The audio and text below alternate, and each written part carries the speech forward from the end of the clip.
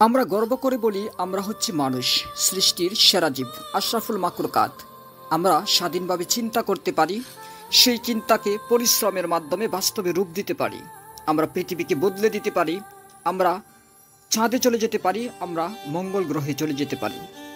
আমরা প্রযুক্তি বিজ্ঞানের দিন দিন উদ্ভাবন ঘটাতে পারি, আমরা অনেক কিছু করতে পারি। কিন্তু এমন কিছু বিষয়বস্তু রয়েছে যেই বিষয়বস্তুর কাছে আমরা মানুষ সম্পূর্ণ অসহায় আর নিরুপায়। এরকম তিনটা বিষয় নিয়ে আজ আপনাদের সামনে কথা বলবো। আজকের ভিডিওটি ভীষণ ইন্টারেস্টিং হতে যাচ্ছে। এরকম নিত্য নতুন ভিডিও সবার আগে পেতে আমাদের চ্যানেলটি সাবস্ক্রাইব করে বেল আইকন প্রেস করে রাখুন। তিনটি বিষয়ের ভিতর প্রথম যে বিষয়টি নিয়ে কথা বলতে চাই সেটা হচ্ছে মৃত্যু। এমন একটা জিনিস মরণ, সেই মরণের সামনে কে গরিব, কে ধনী, কে সুন্দরী, কে কালো, কে বড়লোক, কে ফকির, কারও কোনো তোয়াজ্ঞা নেই। মরণ যখন আসবে তো আসবে। এই মৃত্যুর সামনে আমরা প্রত্যেকেই অসহায় আর নিরুপায়।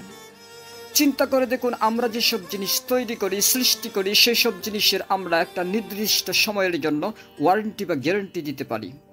কিন্তু আমরা মানুষ, আমাদের একটা সেকেন্ডের নিজের জীবনের নিরাপত্তা, গ্যারেন্টি, ওয়ারেন্টি আমরা নিজেরাই দিতে পারি না। সুতরাং সেই মৃত্যুর কাছে আমরা সবাই যে কতটা অসহায় সেটা হয়তোবা ব্যাখ্যা করে বোঝানোর কিছু নেই। যুগে যুগে মানুষ কতভাবে চেষ্টা করেছে অমর হয়ে থাকার জন্য, কিংবা নিজের হায়াত একটু বাড়ানোর জন্য কত কিছুই না মানুষ করেছে, কিন্তু কোনো কিছু কাজে আসে না।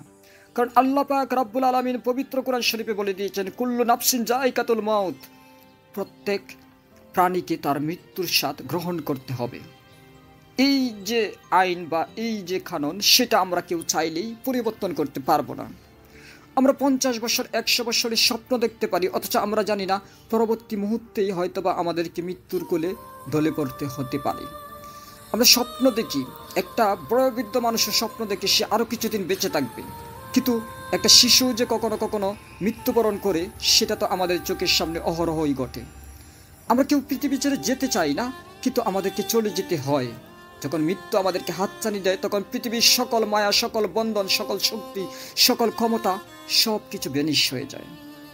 সুতরাং এই মৃত্যুর সামনে শুধু মানুষ না, পৃথিবীর সকল প্রাণী অসহায় আর নিরুপায়। দ্বিতীয় যে বিষয়বস্তু নিয়ে কথা বলতে চাই সেটা হচ্ছে স্রষ্টা। স্রষ্টা এমন এক সত্তা যাকে আমরা কখনো দেখতে পাবো না, যাকে আমরা কখনো উপলব্ধি বা রিয়েলাইজ করতে পারবো না, কিন্তু তার ইশারা অনুযায়ী আমার জীবনযাপন হবে, তার ইশারাতে আমার জন্ম হবে, আমার মৃত্যু হবে, আমার সংসার হবে, আমার ভালো মন্দ সব কিছু তার হাতেই রয়েছে। তাই তো বাংলা প্রবাদে বলে, জন্ম মৃত্যু বিয়ে তিন বিধাতা নিয়ে, অর্থাৎ এই তিনটে জিনিস আল্লাহ তাআলার হাতেই রয়েছে। অন্য অন্য মানুষজন বলে যে আল্লাহ তাআলার হুকুম ছাড়া একটি গাছের শুকনো পাতাও ঝরে পড়ে না। সুতরাং আমরা জীবনে যা করছি আর না করছি সব কিছু আল্লাহ তাআলার ইশারায় হচ্ছে। শুধু আল্লাহ তাআলা দেখবেন আমরা কি খারাপের দিকে চেষ্টা করছি নাকি ভালোর দিকে চেষ্টা করছি। আমাদের মনোবাসনা, আমাদের আকাঙ্ক্ষা, আমাদের ইচ্ছাটা হচ্ছে তার কাছে সবচেয়ে বড় ইম্পর্টেন্ট বস্তু। বাকিটা যেটা হওয়ার ছিল সেটা অবশ্যই হবে। সুতরাং এই স্রষ্টার সামনেও আমরা অসহায় আর নিরুপায়। তৃতীয় নম্বর যে বিষয়টা বলবো সেটা হচ্ছে প্রকৃতি। প্রকৃতির সামনে আমাদের অনেক কিছু বদলে যায়, পাল্টে যায় এবং অসহায় হয়ে যায়। যখন প্রকৃতি কারোর সাথে নিষ্ঠুর আচরণ করতে থাকে, তখন সেই মানুষটা চির অসহায় হয়ে পড়ে। ধরুন একটা কথার কথা, হঠাৎ করে একটা কালবৈশাখী ঝড় উঠল আর একটা মানুষের বাড়িঘর ভেঙে চুরে তছনছ করে ফেললো। সেই মানুষ কি যত শক্তিশালী হোক, যত ক্ষমতাবানই হোক, যত যাই থাকুক না কেন, যত তাকাব্বরি, যত অহংকার মনে থাকুক না কেন, সে কি এইটার সাথে কখনো মোকাবেলা করতে পারবে?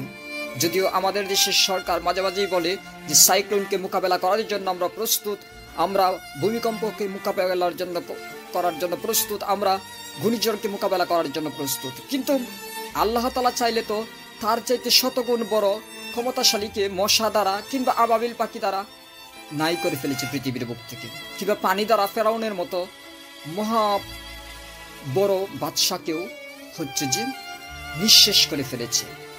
সুতরাং প্রকৃতির আচরণের সামনেও আমরা খুবই অসহায়।